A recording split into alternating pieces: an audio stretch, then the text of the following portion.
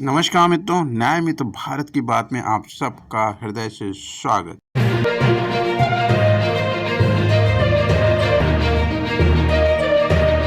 वैसे तो आपको पता चल ही चुका होगा कि हम आज किस टॉपिक पर बात कर रहे हैं।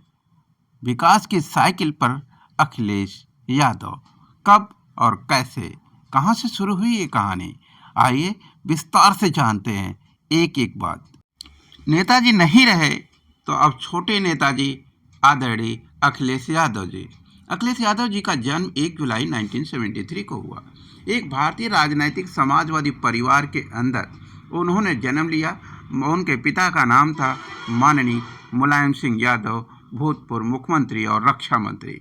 20वें मुख्यमंत्री के रूप में 15 मार्च 2012 को 38 वर्ष की उम्र में सबसे कम उम्र के मुख्यमंत्री बने। यह एक गौरवशाली इतिहास की पहली शुरुआत थी। वे 18वीं लोकसभा में कन्नौज से मौजूदा सांसद हैं। समाजवादी पार्टी के संसदीय दल के नेता भी हैं। 18वीं विधानसभा में करहल से विधायक भी रहे। उसके बाद उन्होंने वहां से इस्तीफा दिया। मार्च 2022 से जून 2024 तक उत्तर प्रदेश विधानसभा के विपक्ष के नेता के रूप में अपनी जिम्मेदारियों को निभाया। उनकी पहली राजनीतिक महत्वपूर्ण सफलता कन्नौज से 13वीं लोकसभा के लिए चुना जाना। कन्नौज निर्वाचन क्षेत्र से 13वीं लोकसभा में निर्वाचित होकर के सांसद बने। भारतीय राजनीति में अनुभवों की विशेषज्ञता में चरखा दाव भी महत्वपूर्ण भूमिका निभाता है। माननीय मुलायम सिंह यादव भूतपूर्व रक्षा मंत्री भी रहे और 3 बार अपना मुख्यमंत्री का कार्यकाल भी पूरा किया। उनके चरखा दाव के राजनीतिक कलाबाजियों से पूरा देश अवगत है। उनके अनुभवों के सामने सारी दुनिया नतमस्तक होती थी। माननीय अखिलेश यादव जी का जन्म 1 जुलाई 1973 को सैफई इटावा जिले के उत्तर प्रदेश में हुआ। उनका जन्म मालती देवी माननीय मुलायम सिंह यादव के पुत्र के रूप में हुआ और जो बाद में चल करके पहले सबसे कम उम्र के मुख्यमंत्री बनते हैं। उनकी मातोश्री मालती देवी जी को उनके जन्म के समय कुछ जटिलताओं का सामना करना पड़ा, जिसके चलते उन्हें एक रेगुलर कुछ ऐसी प्रॉब्लम से, इंजरीज से गुजरना पड़ा और अंतोगत्वा 2003 में उनकी मृत्यु हो जाती है। मुलायम सिंह यादव के राजनीति में अपना कैरियर बनाने में व्यस्त होने के कारण अखिलेश यादव का पालन पोषण ज़्यादातर उनके नाना नानी के यहाँ ही हुआ। उन्होंने अपनी प्रारंभिक शिक्षा सफाई के एक स्थानीय स्कूल और फिर इटावा शहर में पूरी की। उन्होंने राजस्थान के धौलपुर में स्कूल में स्कूली शिक्षा प्राप्त की। फिर मैसूर विश्वविद्यालय कर्नाटक भारत में सिविल इंजीनियरिंग में स्नातक की डिग्री भी प्राप्त किया। अखिलेश यादव के पास ऑस्ट्रेलिया में सिडनी विश्वविद्यालय से पर्यावरण इंजीनियरिंग में मास्टर की डिग्री भी है। मई 2012 में बतौर मुख्यमंत्री अपनी पारी शुरू करने के साथ उन्हें कन्नौज से सांसद थे और उस पद से इन्हें इस्तीफा देना पड़ा। उसी महीने में उत्तर प्रदेश विधान परिषद सदस्य बने। 2017 के विधानसभा चुनाव में यादव के नेतृत्व वाला सपा कांग्रेस गठबंधन सरकार बनाने में असमर्थ रहा। उन्होंने 11 मार्च 2017 को राज्यपाल राम नाईक को अपना इस्तीफा सौंप दिया। 2019 के भारतीय आम चुनाव एवं 2022 के उत्तर प्रदेश विधानसभा चुनाव में यादव सांसद एवं राज्य विधानसभा के लिए एक साथ चुने गए। बाद में यादव ने अपनी राज्य विधानसभा सीट बरकरार रखी और इसी तरह लोकसभा में अपना इस्तीफा सौंप दिया। 2024 के भारतीय आम चुनाव यादव कन्नौज से 18वीं लोकसभा के सदस्य बने। व्यक्तिगत व्यक्तित्व पर बहुत सारी बातें हो गई। अब चलते हैं 2012 से 2017 के बतौर मुख्यमंत्री काल में उन्होंने उत्तर प्रदेश के लिए विकास के तौर पर क्या क्या किया, आइए एक दृष्टि डालते हैं।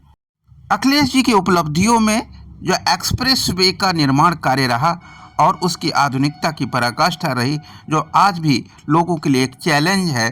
और यही नहीं, उच्चतम गुणवत्ता और न्यूनतम समय में कोई कार्य मेट्रो का पूरा कर सका तो उसका नाम अखिलेश यादव है।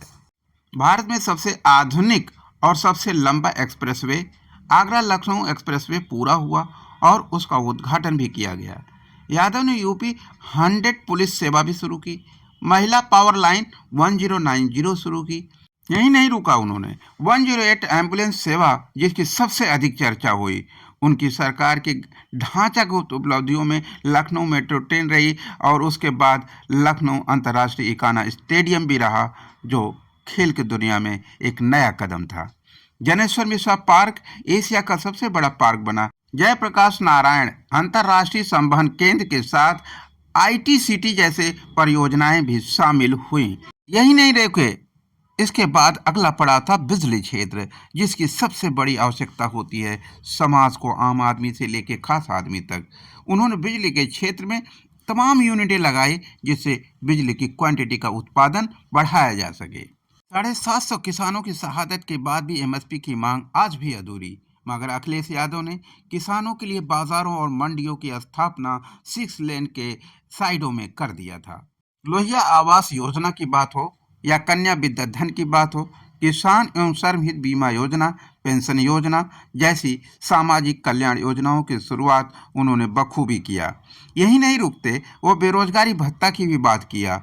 2012 और 2015 के बीच में उत्तर प्रदेश सरकार द्वारा 10वीं और 12वीं पास छात्राओं के लिए 15 लाख से अधिक लैपटॉप वितरित किए जाने का ये भी एक रिकॉर्ड बनाया। दुनिया में किसी भी सरकार द्वारा सबसे बड़ी वितरण योजना का एक नया कीर्तिमान स्थापित किया। बात करते हैं उनकी शादीशुदा जिंदगी के बारे में। अखिलेश यादव जी की शादी डिम्पल यादव, जो आज वर्तमान में सांसद हैं। इस दंपति के 3 बच्चे हैं, 2 बेटियां और 1 बेटा। पहली बेटी हैं आदिति, जो सबसे बड़ी हैं, और 2 बच्चे उनके जुड़वा बच्चे, टीना बेटी और बेटे अर्जुन। अखिलेश एक सिविल इंजीनियर, कृषक एवं सामाजिक राजनैतिक कार्यकर्ता भी हैं। उन्हें खेलों में गहरी दिलचस्पी है, मुख्य रूप से फुटबॉल और क्रिकेट में। उनके पसंदीदा हैबिट पढ़ना, संगीत सुनना और फिल्में देखना। अब चलते चलते उनके जीवन के कुछ उतार चढ़ाव पर भी बात कर लेते हैं। चूँकि ये जीवन है, जीवन में उतार चढ़ाव स्वाभाविक ही होते हैं। जब वो मुख्यमंत्री बने, उनका परिवार 2 गुटों में बट गया। एक गुट शिवपाल चाचा का था तो दूसरा गुट राम गोपाल चाचा, जो उनके साथ खड़े थे। पिता दोनों के बीच में खड़े थे, लेकिन परिस्थितियां बदली। पति और पत्नी दोनों ने मिलकर स्थितियों को संभाला और बाद में पूरा परिवार एक हो गया। शिवपाल चाचा इसी दौरान अपनी एक पार्टी भी बना लिया था। उस पार्टी के बावजूद प्रगतिशील समाजवादी पार्टी लोहिया के नाम से था, जिसे नेताजी का प्रश्रय भी कहा जाता, लेकिन बाद में उन्होंने पार्टी का विलय कर लिया। घटना प्रतिघटना स्वाभाविक ही होती। उसी सिलसिले में आगे बढ़ते हुए चाचा शिवपाल फिर से सपा के टिकट पर लड़ते हैं और विधायक चुन लिए जाते हैं। आज भी सपा को आगे बढ़ा रहे। ये थी विकास पुरुष युवा नेता अखिलेश यादव के जीवन का एक विकास यात्रा पर छोटी सी स्टोरी। यदि हमारी कोशिशों में थोड़ी भी जान नजर आए तो कृपया चैनल को सब्सक्राइब करने की कृपा अवश्य करेंगे। यह हमारे हौसले की ताकत होगी। Thank you so much. Most welcome to BBS news power.